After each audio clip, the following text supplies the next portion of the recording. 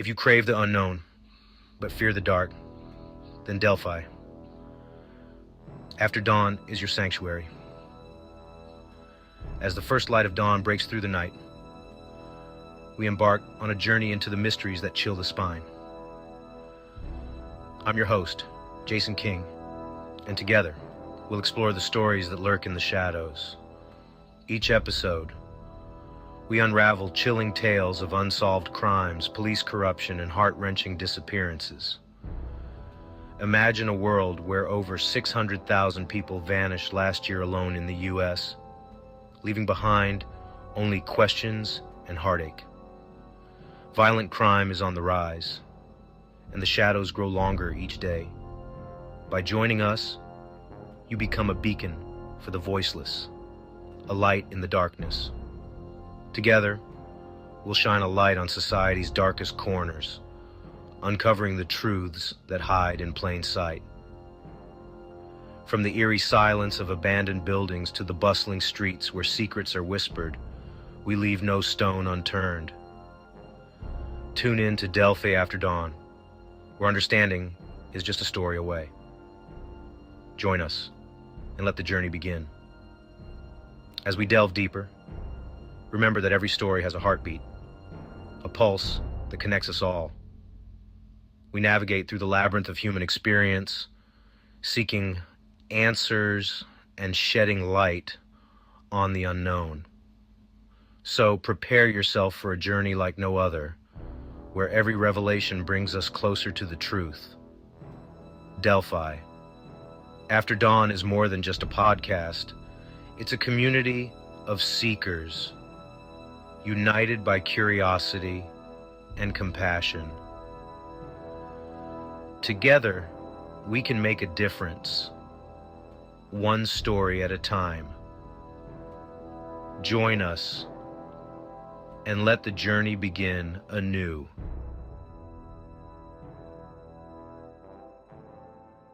In the shadows of the city, where secrets are commodities and trust is a luxury, one man delves into the minds of the monstrous. Welcome to the world of Jason King, a detective with a mind as sharp as a scalpel and a heart as resilient as steel. Beneath the ordinary scenes of daily life, grim tales of notorious serial killers lurk. Each one, unique in their madness, leaves behind a chilling legacy of victims and unsolvable puzzles. But the twisted minds of these murderers never elude Jason King. With every episode, the stakes rise. Every grim detail, each hideous crime, King peels back layer by layer. In a world where evil is the norm and horror is the narrative, Jason King remains steadfast. His mission? To uncover the dark consciousness of terror. His promise? Justice. This is Jason King's world, where crime is not just confronted, but comprehended. Dive deep into the chilling tales of serial killers with Jason King.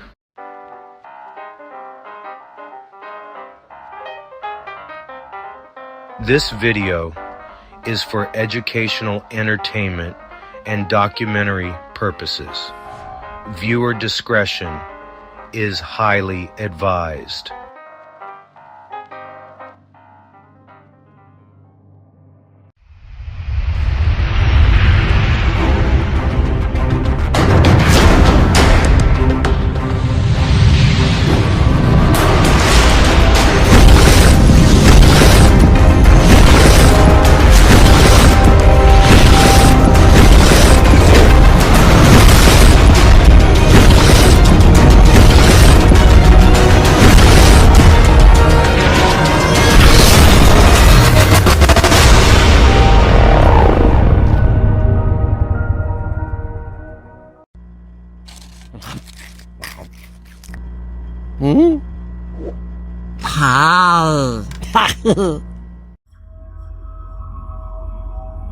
I swear, I couldn't sleep for days after diving into this case. Like, seriously guys, the Candyman, it sounds like something out of a horror movie, but trust me, This is way scarier because it's real. This dude was out there, terrorizing people, and his nickname? Oh my God, it's gonna haunt you.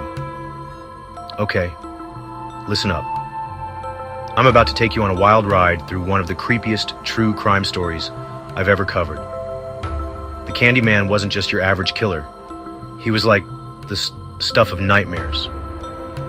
And in this film, we're gonna unpack all the chilling details. The stuff that'll make you think twice about, well, pretty much everything. It's wild how something so sweet can turn so, sinister, right? Buckle up, because this story, it's gonna blow your mind. One of the darkest periods in our city's history, Elmer Wayne Henley helped the so-called Candyman lure, torture, and kill 28 teens and young men. Despite the horror of his crime, Henley is again up for parole. 2 Investigates Robert Arnold met with the parents of one of Henley's victims as he prepared to fight his release. Robert? Henley has come up for parole 25 times over the last 4 decades. These murders occurred during a time in our country when there was a moratorium on the death penalty, and Texas did not have life without parole as a punishment. This created a burden for families of the victims who live in a cycle of preparing for and then fighting the release of a killer. The sleepless nights, thinking, reliving things. You know it's coming. You know it. You might as well prepare for it mentally. But what are you going to say? What are you going to do? You're going to tell the parole board exactly how you feel. James and Elaine Dremala have been here before. In 1973, their 13-year-old son Stanton was kidnapped and killed, the final victim of serial killer Dean Corll. For Stanton, we have to do it, even though it hurts. We just have to. And we will till the day we die. The Dremalas are believed to be the last surviving parents of the victims of what came to be known as the Houston mass murders. This binder is a focal point of their pain. They bring it to every parole hearing for Corll's henchman, Elmer Wayne Henley. He's done it once. What makes us think he won't do it again? He has a satanic mind, and if he gets out, just because he's old doesn't mean he couldn't father a group to do that same thing over and over again. Henley and David Brooks helped lure young boys like Stanton to Corll's homes and apartments. Mama, I killed Dean. Henley killed Corll during a fight in 1973 and led police to all the bodies he helped bury. Henley was convicted of murdering 6 boys. Henley was the one, as we like to say, found Corll's victims and then basically lured them to Corll's house under pretenses of getting kind of food, candy, beer, marijuana. Head of the Victims' Rights Office for Crime Stoppers of Houston, Andy Kahn, has helped the Dremala family successfully fight the release of Brooks and Henley. The only reason Elmer Wayne Henley took down Dean Corll was to save his own skin. No, period. I mean, you want to give yourself a pat on the back, you know, you're more than welcome to it, but you didn't give yourself a pat on the back for 28 other young boys that you stood back silently and you watched a sadistic, insidious, torturous sexual abuse. I think he looks at himself as a victim because he was young as well. But he had every opportunity to get out of that situation if he had wanted to. David Brooks died in prison in 2020. Henley is now 69, and the last time he came up parole was 10 years ago. He was the first inmate to be subject to a new law Kahn helped get passed, which gives the parole board the discretion to not review parole in capital murder cases for up to 10 years. If denied parole, the family will again ask the board to wait another 10 years before reviewing whether Henley should be released. A decision is expected this fall. Live in the newsroom, Robert Arnold, KPRC 2 News. An innocent-looking Pasadena home, but some of the people who went in were carried out in plastic bags. They had been murdered. Death in most cases came after the victims had been subjected to various sex acts and torture. The victims were all boys in the early to mid-teens who allegedly had been lured into a death trap by this young man, 17-year-old Elmer Wayne Henley. It was Henley who unveiled this secret of mass killings and led police to the graves of the dead. Henley called the police to the home of Dean Corll. He said he killed that Pasadena resident. Henley said the 34-year-old Corll had talked about killing several young men and burying them in this boat storage in South Houston. Henley said he and 2 other young people were intended victims Wednesday morning. At that time, they had passed out at Corll's house after an all-night party. I woke up and he was clamping handcuffs on me. I was laying on my stomach. The other 2 were on their stomach and they were handcuffed and their feet were tied. I can't remember whether he tied my feet afterwards or they were tied when I woke up. I'd torture him if he'd let me go. Was he gonna, would he want you to kill them then? To begin with, he wanted to kill me. He was mad because I brought the chick over there. The chick wanted to run away from home and I was going to travel with Dean. I thought it was safe. I didn't know no better. Henley said Corll did turn him loose, and then he described what happened next to the others, another young man and a teenage girl. He let me up and took them into a bedroom and strapped them to the board. Strapped Tim on his stomach, spread eagle on the board, and strapped Rhonda beside the board beside Tim on her back. First he wanted Tim to take Rhonda, but Tim couldn't or he wouldn't or something. And so he wanted me to take her, and he was going to mess with Tim. Henley said at one point Corll put down his gun. He picked it up, ordered Corll to release the other victims, but he refused. And Henley says he shot Corll repeatedly. Henley's initial story makes it sound as if he were in effect a hero. But police suspicions were confirmed the next day. Henley said he had been involved in the murder and burial of some victims found in the dirt floor of this storage shed. For most of Wednesday night, lawmen continued to unearth bodies. All supposedly young boys, early to mid-teens, all had their hands tied, the bodies wrapped in plastic. Lime had been poured over the victims to help decompose the bodies. It did a more than adequate job. Bits and pieces of skeletons were removed time and time again. In some cases, flesh clung to bones like jelly.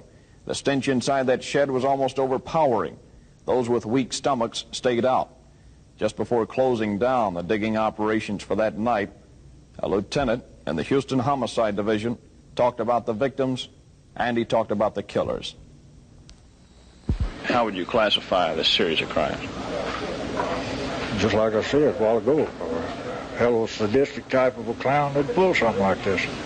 And you think most of these victims are young boys?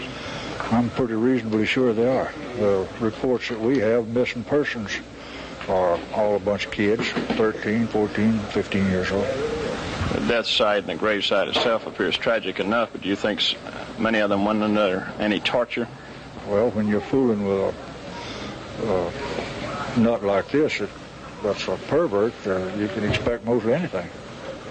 Or they use instruments and a rack and so forth for their sex acts. So the digging operation ceased for that night. Now the public knew 8 bodies had been found in this shed, but this was just beginning, and that became evident the following day. Thursday, lawmen returned to the grave site. Shovels again dug into the soil in the 12 by 30 shed. The death count started rising. There was another body, and still another, and another. When the digging was finally completed in this shed, 17 bodies had been recovered.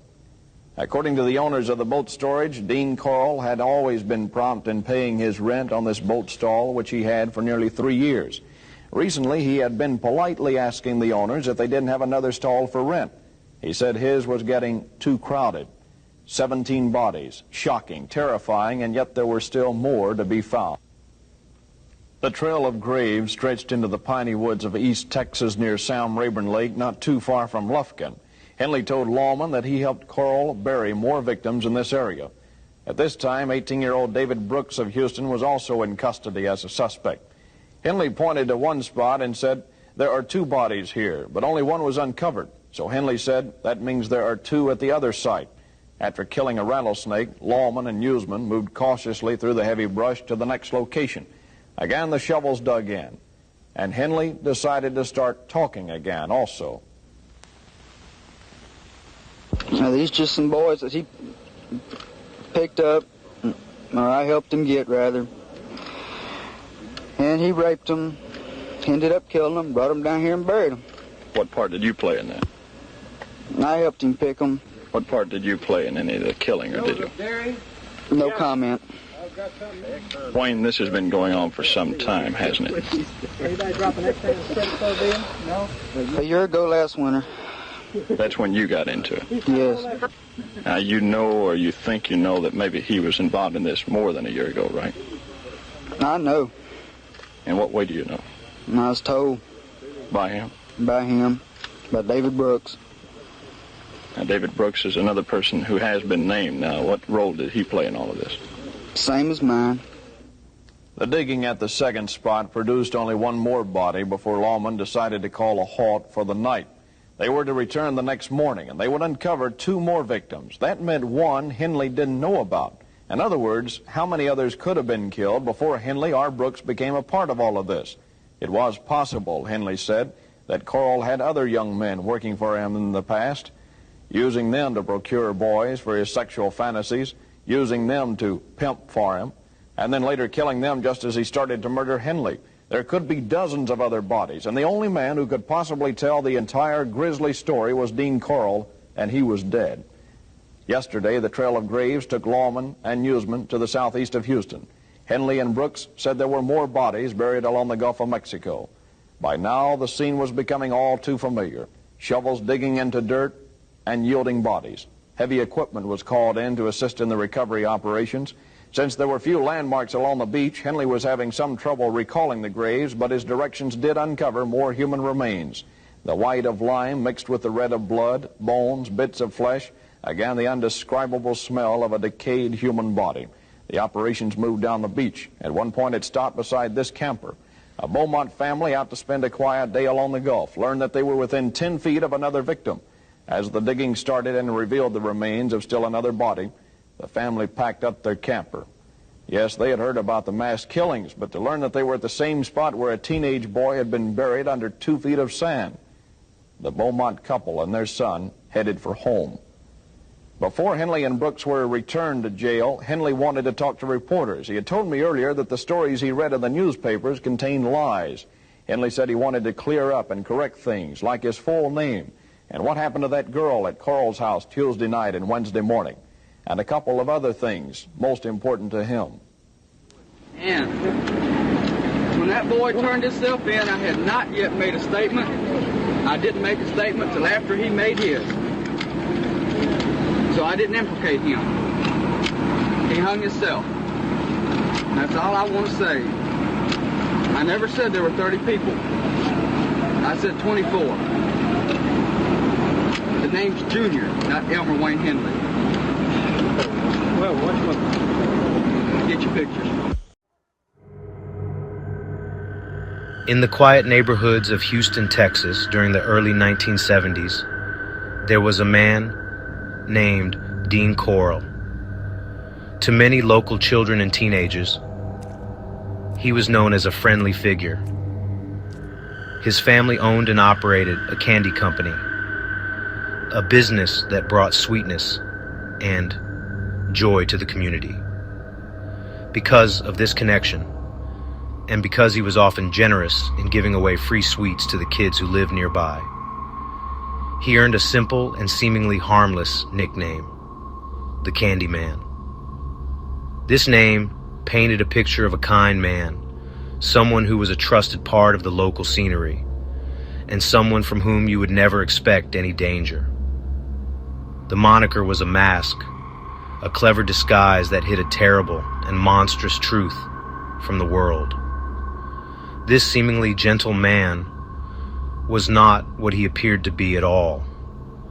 Behind the facade of the generous candy giver was a cold, calculating, and deeply disturbed individual. Dean Coral was a serial killer, one of the most prolific and sadistic in American history. The very name that made him seem so approachable was, in reality, a tool he used to gain the trust of his future victims. It allowed him to move through the community without raising suspicion, his pockets full of candy, acting as a disarming gesture that lowered the guard of the young people he encountered. The story of the Candyman is a chilling reminder that evil can wear the most ordinary and even welcoming of faces, making it incredibly difficult to recognize until it is far too late. The contrast between his public persona and his private actions is what makes this case so profoundly disturbing. Coral was a former electrician and an Army veteran, roles that added to his image as a normal, contributing member of society. Nobody could have imagined the dark fantasies and violent urges that were consuming him behind closed doors. He used his family's wholesome business as a shield, creating a narrative that was completely at odds with his true nature. The name the Candyman would eventually become infamous, not for sweetness and light, but for the immense darkness and pain he brought upon so many families in the Houston area, forever tainting a simple nickname with the memory of unimaginable horror. The period of his crimes from 1970 to 1973 would later be known as the Houston mass murders. The discovery of his deeds would send a shockwave through the city and the entire nation, shattering the sense of safety that many communities took for granted. The nickname that once symbolized childhood innocence became a symbol of betrayal and the ultimate predator hiding in plain sight. Understanding who Dean Coral was and how he used the Candyman identity to his advantage is the first step in unraveling this chilling tale. It is a story about how the most mundane aspects of life can be twisted to serve the most evil of purposes, leaving a permanent scar on the heart of a city. The city of Houston, Texas, in the early 1970s, was a place of growth and opportunity. It was a sprawling, bustling metropolis, feeling the boom of the oil industry and looking toward a bright future. Families were moving to the suburbs, like Pasadena and Houston Heights, seeking a safe and stable environment to raise their children. Kids rode their bicycles down tree-lined streets, and teenagers hung out with friends, enjoying a sense of freedom that was common for the time. It felt like a typical American city, full of life and promise, where parents believed their children were safe, playing in their own neighborhoods. This atmosphere of trust and community was the perfect hunting ground for a predator like Dean Coral, who could operate without notice. Beneath this veneer of suburban peace, a terrifying secret was beginning to unfold. Between 1970 and 1973, a shadow fell over these very neighborhoods as teenage boys and young men began to disappear. At first, many of these disappearances were treated as isolated incidents. It was an era when it was not uncommon for teenagers to run away from home seeking adventure or escaping family problems. The police and even some parents initially assumed these missing boys had left on their own accord. This common assumption provided Coral and his accomplices with the perfect cover for their heinous activities, allowing them to continue their killing spree for years, while the true, horrifying reality remained hidden from public view. The victims were all young, mostly boys and teenagers who were just starting to explore their independence. They were students, friends, and sons from ordinary families living in and around the Houston area. They came from neighborhoods like the Heights, where Coral himself lived and was a familiar presence. The pattern of disappearances was slow at first, but it gradually escalated, creating a quiet current of fear among local youths, even if they couldn't articulate exactly what they were afraid of.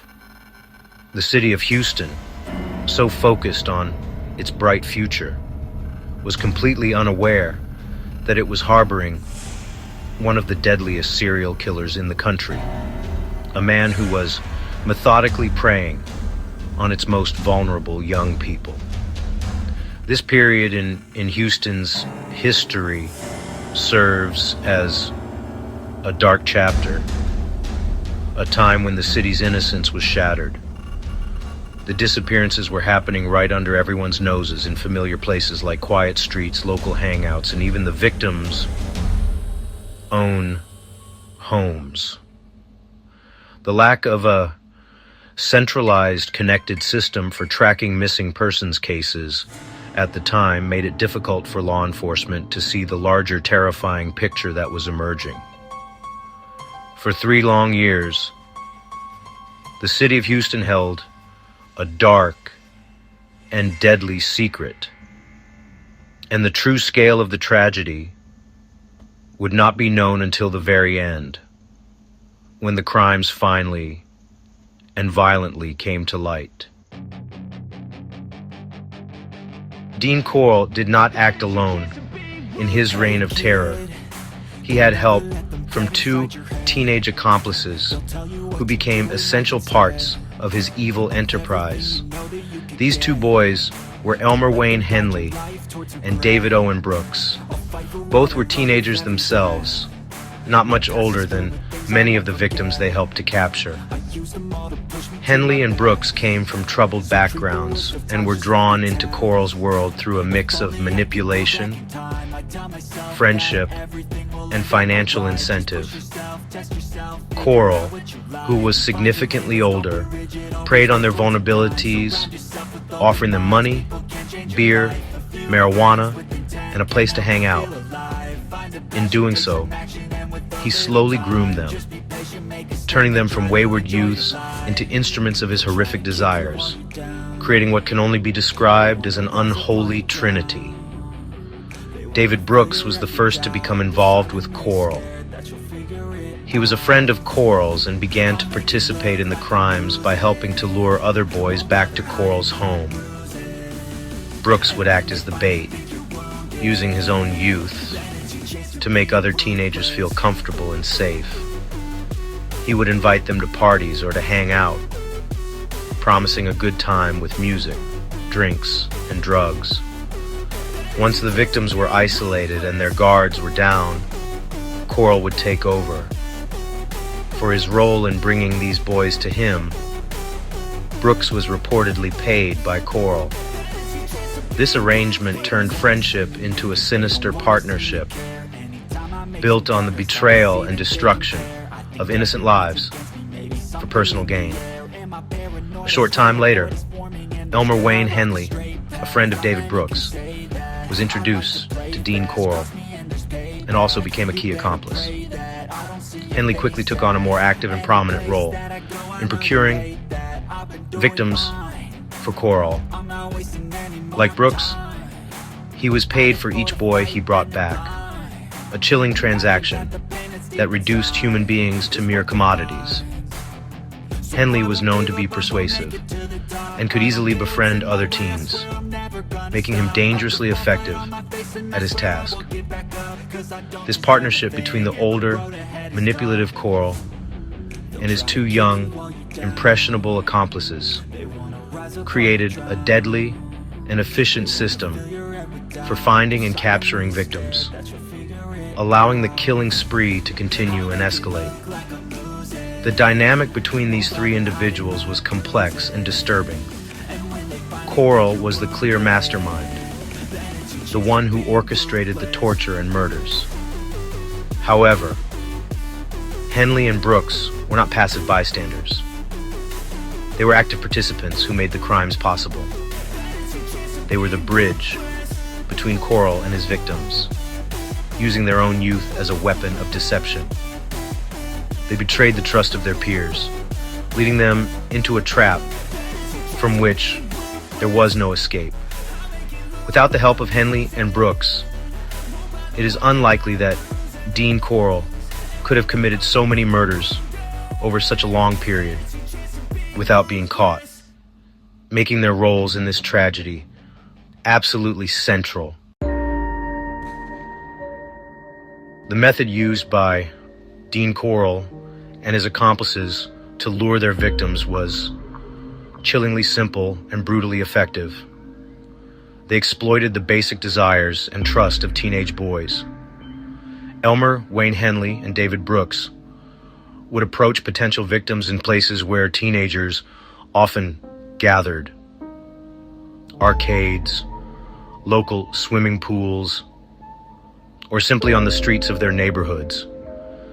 They would offer things that were tempting to many young people at the time: a ride, a chance to listen to music, or promises of a party with free beer, marijuana, and a good time. Because Henley and Brooks were teenagers themselves, their offers seemed genuine and non-threatening, like an invitation from a peer, rather than a trap set by a predator. Once a boy agreed to go with them, he would be taken to one of Corll's residences, often a house in Pasadena or an apartment in the Houston Heights. These locations were carefully chosen to ensure privacy and isolation. The victims walked into these homes willingly, believing they were about to have fun with new friends. They had no idea that they were stepping into a meticulously prepared environment designed for imprisonment and torture. The friendly atmosphere would quickly vanish, and the true horrifying nature of the situation would be revealed. This sudden shift from a promise of fun to a reality of terror was a key part of the psychological torment inflicted by Corll. Corll himself sometimes played a direct role in the luring process, using his Candyman persona to his advantage. He would offer candy or small amounts of money to younger boys, gaining their trust over time. He presented himself as a friendly, harmless adult, a figure of authority who seemed safe. This manipulation was particularly insidious, as it preyed on the innocence of children and the general sense of community trust that existed in the 1970s. Whether it was Corll with his candy or his teenage accomplices with their promises of a party, the core of their method was always deception. They created a false sense of security to lead their victims into captivity. This pattern was repeated over and over again for 3 years, resulting in the disappearance of at least 28 young men and boys. The victims were often vulnerable in some way. Some were runaways, while others were simply looking for friendship or a bit of excitement. Corll, Henley, and Brooks were experts at identifying and exploiting these vulnerabilities. They turned the normal desires of adolescents into deadly weapons against their targets. The consistency of their method shows a horrifying level of planning and coordination, a cold and calculated approach to hunting and capturing human beings that allowed them to operate for so long without being discovered. Once a victim was successfully lured to one of Dean Corll's homes, the friendly facade would drop, and, well, a nightmare would begin. The houses were not just homes. They were torture chambers, specifically prepared for the horrific acts Corll intended to commit. And the boys would be restrained, often on a specially made device that Corll referred to as a torture board. Here, they were held captive, completely at the mercy of their captors. The freedom and fun they had been promised just moments before were replaced by powerlessness and unimaginable fear. The victims were trapped, with no way to escape, and no one to hear their cries for help. The crimes that took place within these walls were sadistic and brutal. Coral subjected his victims to prolonged periods of sexual torture and physical abuse.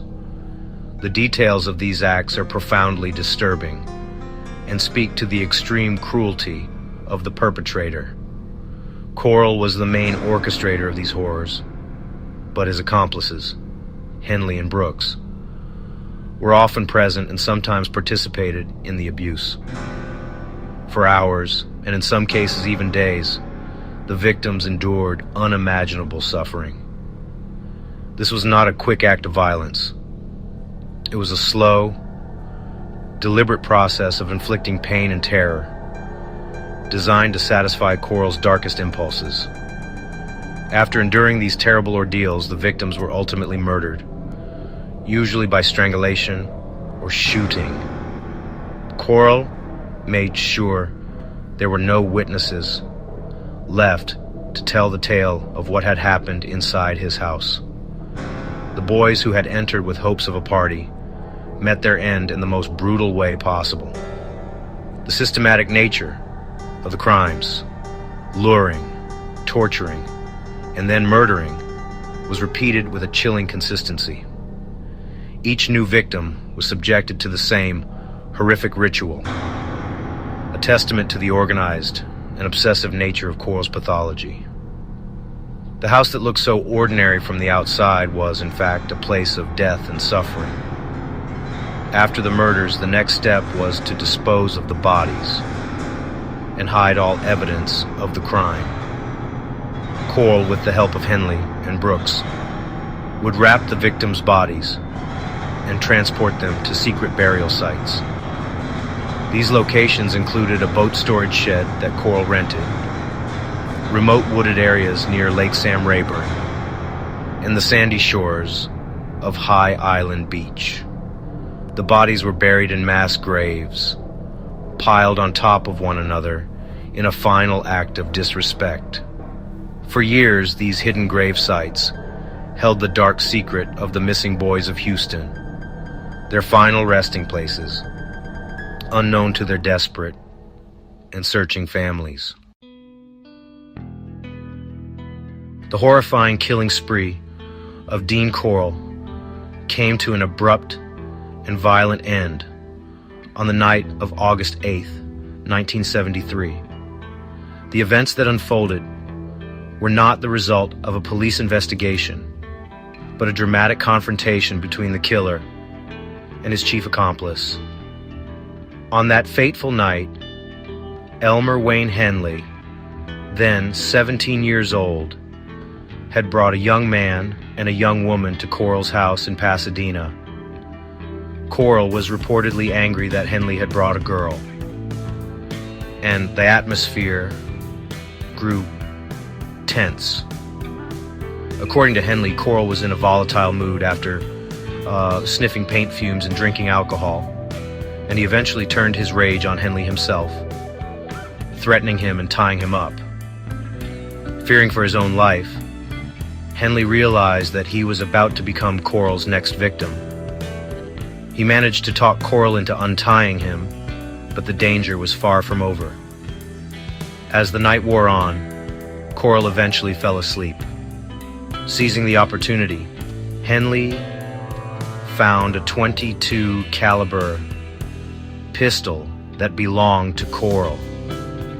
In a moment that would change everything, Henley shot Coral multiple times, killing the man who had been his mentor in crime.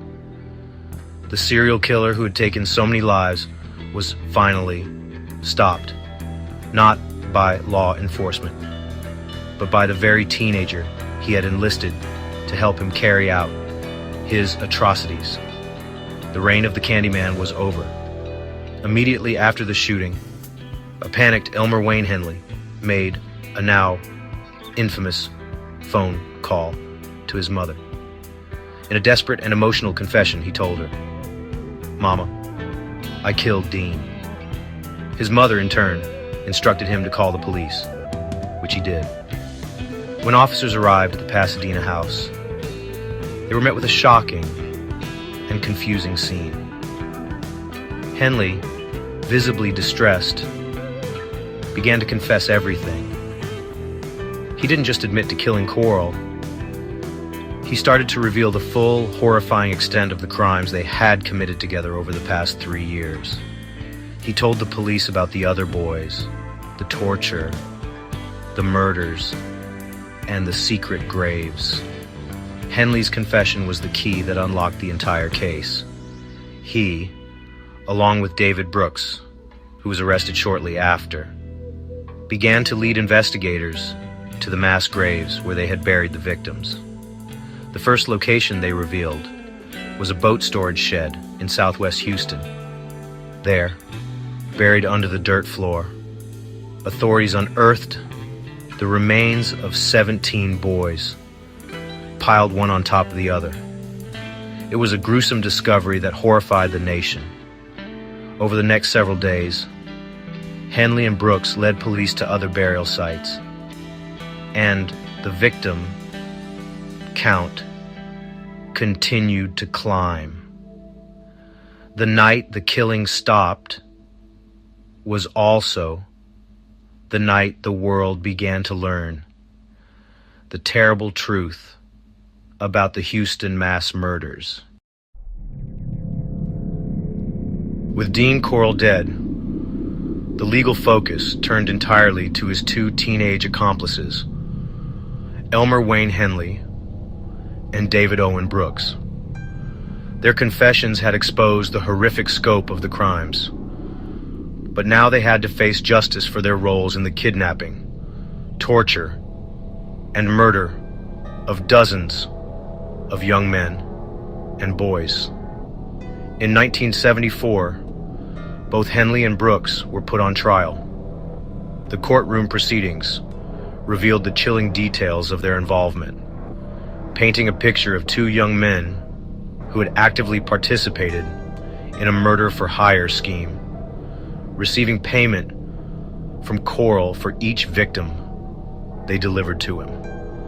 Their defense attorneys argued that they were also victims, manipulated and controlled by the older, more dominant Coral. Despite these arguments, both were found guilty. David Owen Brooks was convicted of 1 murder and received a life sentence. Elmer Wayne Henley, who had played a more direct and prolific role in procuring victims, was convicted of 6 murders. He was sentenced to 6 consecutive life sentences, totaling 99 years for each count.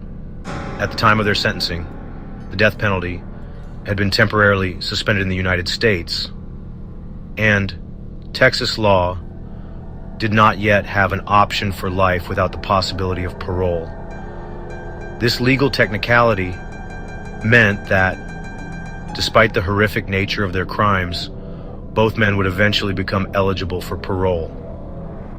David Owen Brooks spent the rest of his life behind bars. He was denied parole multiple times over the decades as he served his sentence. In 2020, while still incarcerated, Brooks contracted COVID-19 and died in a prison hospital in Galveston. His death left Elmer Wayne Henley as the last surviving perpetrator of the Houston mass murders. Brooks never regained his freedom, and he took many secrets about the full extent of the crimes to his grave, leaving some questions about potential unidentified victims and other accomplices unanswered for investigators and the families of the missing. Elmer Wayne Henley, now 69 years old as of 2025, remains in prison. Over the years, he has repeatedly come up for parole, forcing the families of his victims to relive their trauma and fight to keep him incarcerated. At each hearing, surviving family members and victims advocates like Andy Cahan of Crime Stoppers of Houston have passionately argued against his release. They point out that Henley only killed Coral to save himself, not to stop the murders, and that he has never shown true remorse for his actions. Henley's most recent parole review process began in June 2025, continuing the long and painful battle for the families who believe that justice means he should never be free again. More than 50 years after the Houston mass murders came to light, the legacy of Dean Corall's crimes continues to inflict pain on the surviving families of his victims. For these families, the passage of time has not healed the wounds left by the loss of their sons and brothers. Parents like Elaine and James Drymala, whose 13-year-old son, Stanton, was one of the victims, have spent decades fighting to ensure justice is served. They have attended every one of Elmer Wayne Henley's parole hearings, a painful but necessary ritual to protest his potential release. Their persistent fight is a testament to their enduring love for their son and their belief that Henley should never walk free. This long fight for justice is not the only ongoing aspect of this case. There is also a continuing effort to identify all of Corall's victims. When the bodies were first discovered in 1973, many were difficult to identify due to the passage of time and the conditions of the burials. For decades, several victims remained nameless, listed only as John Doe. Forensic scientists like Dr. Sharon Derrick have dedicated years to this cause, using modern DNA technology and advanced forensic anthropology to finally give these boys their names back. In recent years, these efforts have led to new identifications, such as that of 16-year-old Donnie Falcon, bringing a measure of closure to families who waited half a century for answers.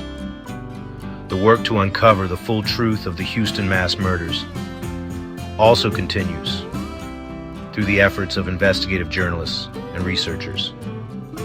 My own work, culminating in the book The Scientist and the Serial Killer, delves into the tireless efforts of Dr. Derrick and exposes new information, including Corall's potential connections to a wider criminal network. This research suggests that the official victim count of 28 may be too low, and that there could be more victims and possibly other accomplices who were never brought to justice. As recently as 2023, authorities released an updated forensic sketch of the last known unidentified victim, hoping that someone, somewhere, might finally recognize him. The story of the Candyman is therefore not just a historical event, it is a living tragedy with ongoing consequences. Parole battles force families to confront their darkest memories, while scientific and investigative work continues to shed new light on the case.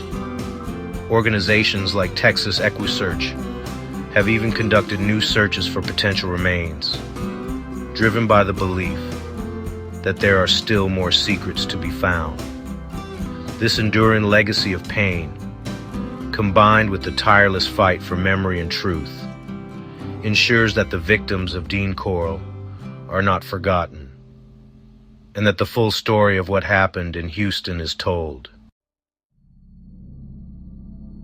Remembering the chilling tale of Dean Corall, the Candyman, is important for many reasons, and it goes far beyond simple morbid curiosity about a historical crime. First and foremost, we must remember the victims. The at least 28 boys and young men who lost their lives were not just numbers. They were sons, brothers, and friends with futures that were stolen from them in the most horrific way imaginable. By remembering their stories, we honor their memory and acknowledge the profound loss their families have endured for over half a century. Forgetting them would be a final injustice, allowing their identities to be completely overshadowed by the man who murdered them. Their lives mattered, and their story is a crucial part of this dark chapter. The case also serves as a powerful and timeless lesson about safety and awareness. It teaches us that danger does not always come from strangers who look menacing. Sometimes, the greatest threat can come from someone who appears friendly, trustworthy, and familiar, like a neighbor who gives out free candy. This story is a stark reminder for every generation, including teenagers today, to be cautious and aware of their surroundings. As I have often said, there's still a reason to tell this story, because there are still people like this out there, and teenagers need to know. It underscores the importance of trusting your instincts and understanding that manipulation and deception are key tools used by predators. Furthermore, the story of the Houston mass murders highlights critical changes and shortcomings in law enforcement and society. In the 1970s, the disappearances of many boys were initially dismissed as runaway cases, and there was no coordinated system to connect the dots between the missing person reports. This case tragically illustrated the need for better communication between police departments and a more serious approach to investigating missing children. The failures of that time led to important advancements in police procedures and the creation of organizations dedicated to finding missing persons. Changes that have undoubtedly saved lives in the decades since. Remembering this case helps us appreciate why these systems are so vital. Finally, we must remember the Candyman to understand the ongoing fight for justice that continues to this day. The parole hearings for Elmer Wayne Henley remind us that the consequences of such crimes ripple through generations. The tireless advocacy of victims' families and supporters like Andy Cahan shows that justice is not just a single event in a courtroom, but a lifelong commitment. This story is not over. It continues in forensic labs as scientists work to identify the last victims, and it continues in the hearts of the families who still grieve. Remembering Dean Corll and his crimes is our responsibility to the past, the present, and the future to ensure that such a tragedy is never forgotten and his lessons are never ignored. In a shadowy underworld of crime, where the ordinary meets the extraordinary, you've been journeying with me, Jason King. We've dissected the minds of some of the most notorious serial killers, peeling back the layers of their darkest secrets.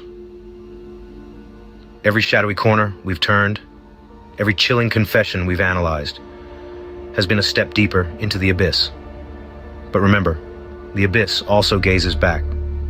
So, brace yourself as we prepare to dive even deeper. Next time, we'll unravel a tale so twisted it will make your spine tingle with anticipation. An enigma so intricate it will have you questioning everything you thought you knew. Until then, keep your eyes open and your mind sharp. This is Jason King, signing